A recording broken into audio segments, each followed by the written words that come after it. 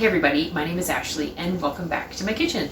Today we are going to be making 3 different things because St. Patrick's Day is right around the corner. We're going to be making some festive green cupcakes, some Irish soda bread, and also trying a bundt cake. I've never made a bundt cake before, but we're going to be making this flower shaped. I was drawn in by its beauty, and so we're going to give that a try. So we've got our oven on for a few different things that we're doing, so this is perfect. It's already warm. A couple of things are tucked really far to the back so they won't get in the way. So I was thinking we would first get our cupcakes going because that probably is going to require the least amount of hands-on preparation, and then we'll work on the bundt cake and the soda bread. So this spinach cupcake recipe was really appealing to me because of the color, but there's 3 cups of spinach in it. It uses a box mix. I don't know if that's something that you're down for or not, but in some situations it calls for it. And I personally love the one with putting in the mix because it actually is very delicious. The recipe is just this: 3 cups of spinach and a cup of applesauce. I don't have any applesauce, so I'm going to use apple blueberry sauce, and yes, it's baby food. Hopefully this color doesn't affect the green from the spinach too much. So the first thing we need to do is get that spinach really finely pureed. Now because this needs to be pureed and there's really not a whole lot of volume, I'm going to use my dry mixer for my Vitamix because I will be able to get a little bit, it will be easier for me to get to the stuff that's way down the bottom using the plunger. So first, we're going to put this sauce in. I'm not even sure this is a half a cup. Let's see. I bet it's about 1/3 of a cup. So I'm going to put 3 of these in instead of just... It tastes like applesauce though. It doesn't really, I can't really detect the blueberry in there. I bet if it was side by side, you could tell there was a slight difference, but just right off the bat, I can't detect that. And for this frosting, well, the frosting part, the topping part, I'm not going to do a typical frosting. I really like cream cheese frostings in our house, or buttercream, but I'm going to actually do just whipped cream. Add a little bit of sugar, a pinch of salt, a little vanilla, and the whipped cream topping is going to be the topping for our cupcakes. I figured that would just be a little less sugar, but still very tasty. Right at a cup. Okay. Now for the spinach, this is frozen, and it's been in my freezer for a while, so it's going to be a little different than using fresh, but this is 4 cups up to here. So I'm going to kind of just pack it in.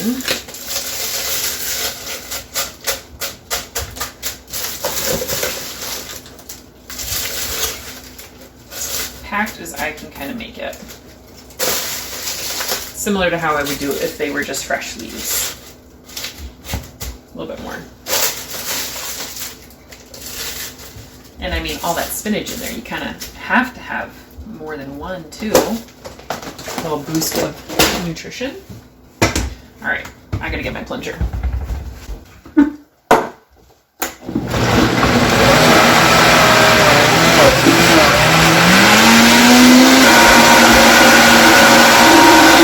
Kind of surprises me that they don't ask for eggs or anything in the batter, just the puree and the powder.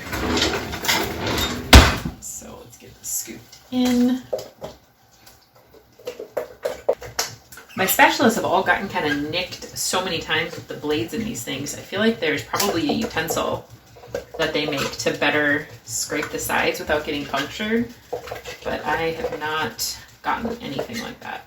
All right, good enough. This opened up.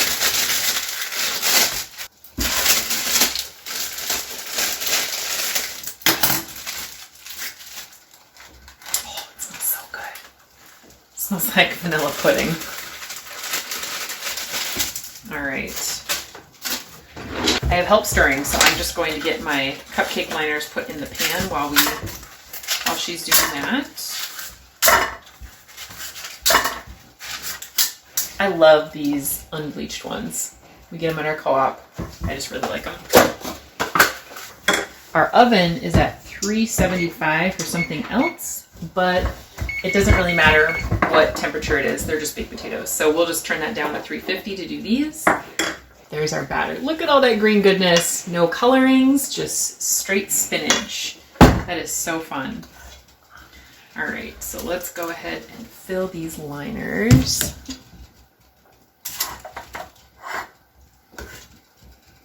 And you know what? I was just thinking you could totally add a little bit of food coloring to the, you could totally add a little bit of food coloring to the whipped cream topping.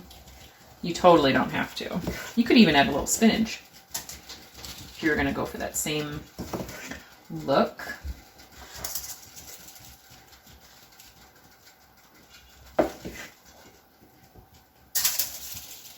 My daughter just goes, oh, that's why you have the whipped cream in the fridge, because we don't usually, it's very rare that I have whipped cream.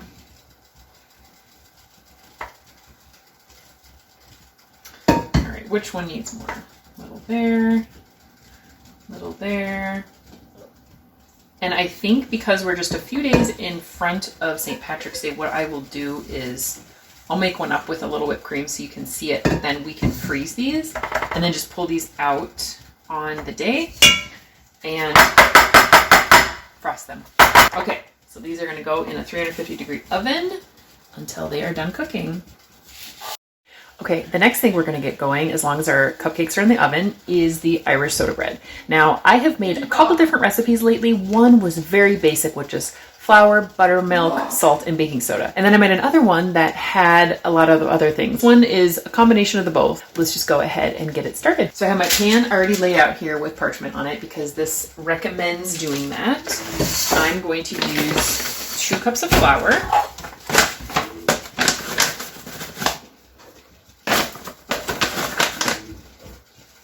A teaspoon of each baking soda and baking powder.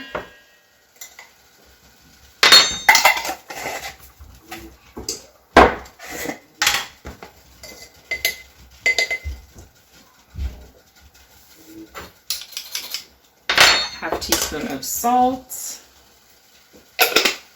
And then we can whisk that together. Now, we're going to go in with 3 tablespoons of cold butter.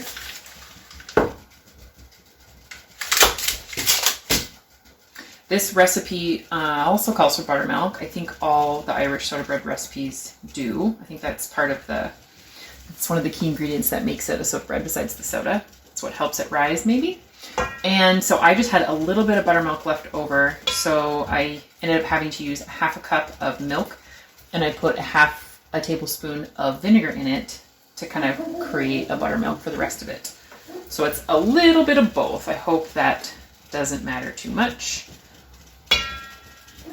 So with this, I probably should have pulsed it in my food processor, but we're just going to go ahead and try to crumble it with a fork.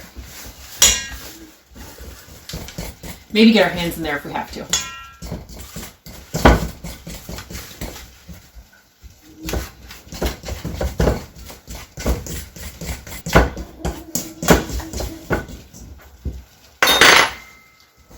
Hands and just see if we can feel any big chunks, which I do. I feel some bigger ones.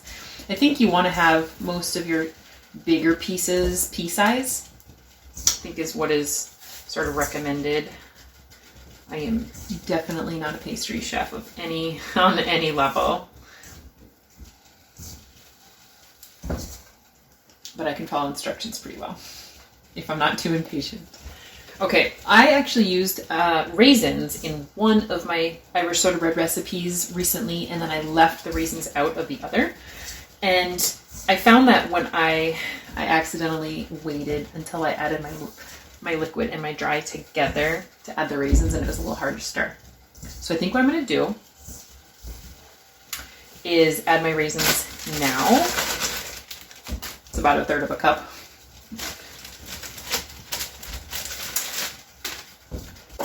All right, out of here.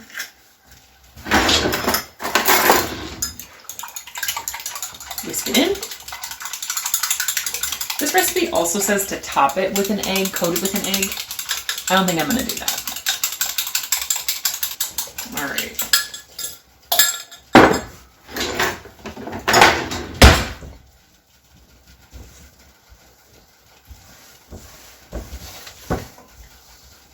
That is not a lot of flour. Wow, that's really wet. Let's see, what am I doing wrong here? I'm thinking this needs a little bit more flour. The other recipes that I made called for quite a bit more. Whew. I mentioned it before, but I'm just not an apron person. Okay, this looks like it'll work up really well. So I'm going to get my spoon cleaned off. I'm going with my hands. I actually need a little bit more. And a little bit more. My other recipes called for about 4 cups of flour. And this one called for 2. Although the other ones also called for 1 cup and 3/4 of buttermilk, whereas this one was just 3/4. So, you know, it's a lot smaller. Okay, this is feeling good. This is feeling really good. I can tell this is pretty well gonna all work in. It's not too sticky, so I can at least handle it. And it's not too dry, so this stuff will still incorporate. Leave it at that. Kind of shape it. It's starting to get a little sticky, so it's coming together pretty well, but you can still see that, I guess if I worked it a little longer, maybe those would go away. All right.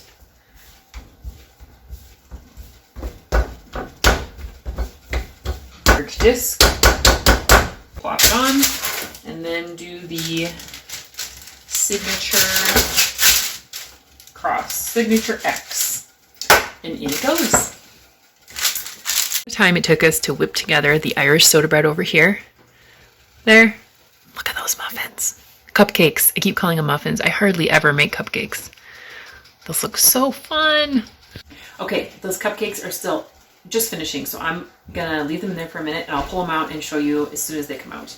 And now that I have to keep reminding myself that they don't have eggs. So even if they don't cook as completely, I'm not worried about the egg thing. So let's get the Bundt Cake put together. I have, like I said, I've never made a Bundt Cake before, but I think the term Bundt Cake was actually coined by this Minnesota company that makes these Bundt Cake pans called Nordic Ware. And they make really beautiful cast aluminum Bundt Cake pans. So I'm really excited. This recipe actually says to use it in a 6-cup bundt, and this one I think is a 10. It says it on here somewhere, 10 cup. So that might be a little bit of an issue, but we'll do it anyway. So the first thing we're gonna do, well, the Irish soda bread requires the heat to be up to 375. So I'm gonna wait until that is completely done. Oh, the flour. I will wait until the Irish soda bread is completely done in the oven before I get this going. So the Bundt Cake calls for 1 1/2 cup of flour.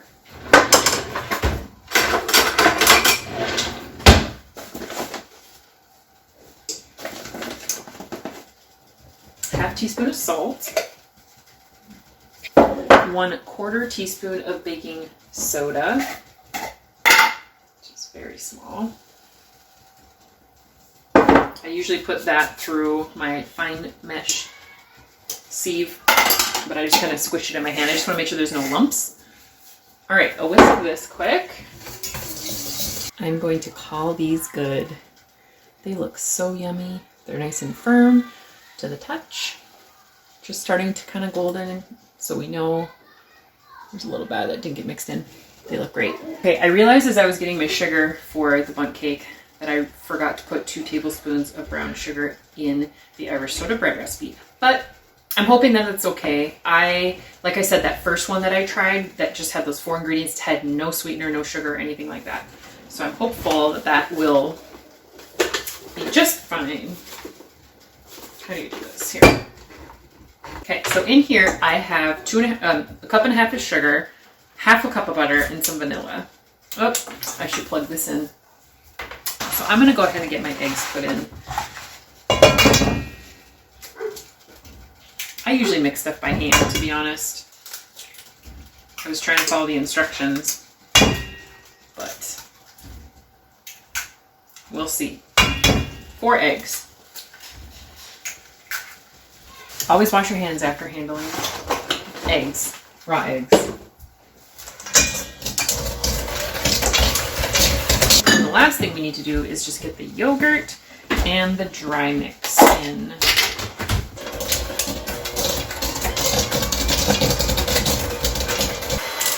Okay, we'll stop there. I was just thinking that I really wanted to try to experiment with Bundt Cake recipes because I feel like it's kind of a nice springy type treat.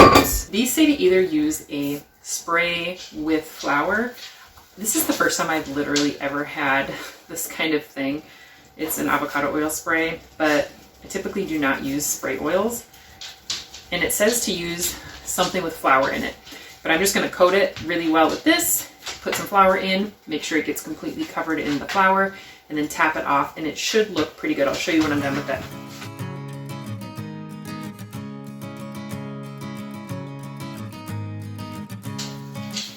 Okay. Pretty well coated. You can see how I had a little bit too much oil in there. This St. Patrick's Day one is really an experiment, but like I said, I'm really hopeful to get at least a good recipe down that tastes good. Now with the Bundt Cake pans, they say to not fill it more than 3/4 full. And because this is for a 6-cup, this recipe is for a 6-cup pan, I don't think we're gonna have an issue. But if we like the flavor of this one, I could always double the recipe and just make sure that I don't go over the about 3/4 full. So I'm just tapping to get the bubbles out.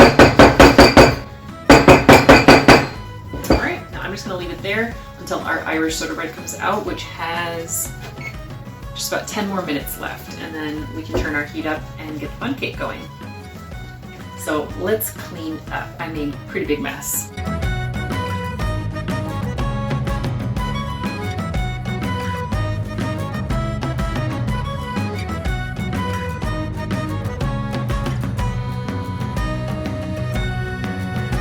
I think I found my favorite new cupcake. Okay, we just took the Irish soda bread out of the oven and it looks really good. It's a smaller loaf than the other ones that I made, but that was to be expected because there was just like half the ingredients. So here's the last of the cupcakes. We have 6 that we're gonna freeze, and then we split up 3 of them. Tried a couple different ideas with putting the whipped cream on top, but they are so good, and they're so green. They look so fun and festive. And then the soda bread looks awesome. And so the last thing to come out is going to be the Bundt Cake.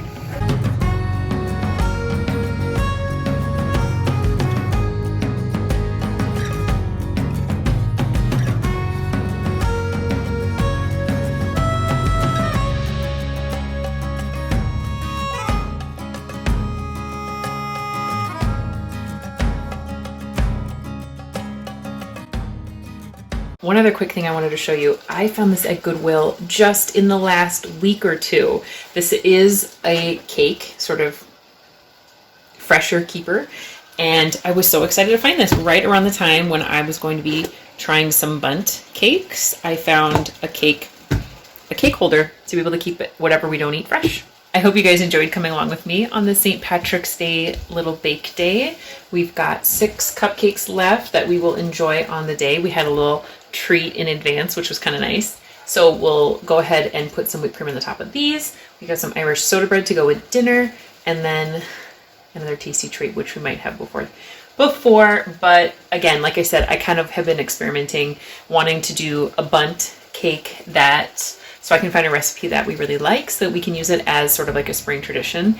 And yeah, the rest of St. Patrick's Day, I have a brisket that's made with some grass-fed beef, and that's already marinating. We're going to do some green rice. Let me show you this quick. I got this from our co-op as well. It's actually not naturally green.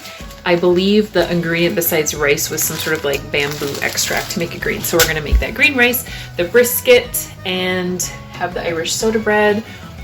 I know I'm forgetting some things, but we have a couple other things we're going to eat as well. If you liked coming along with me today on this little St. Patrick's bake day, please give this video a thumbs up. If you'd like to see more of what comes out of my kitchen, don't forget to subscribe, and happy St. Patrick's Day if you're viewing this around St. Patrick's Day. Otherwise, have a great day and we'll see you soon.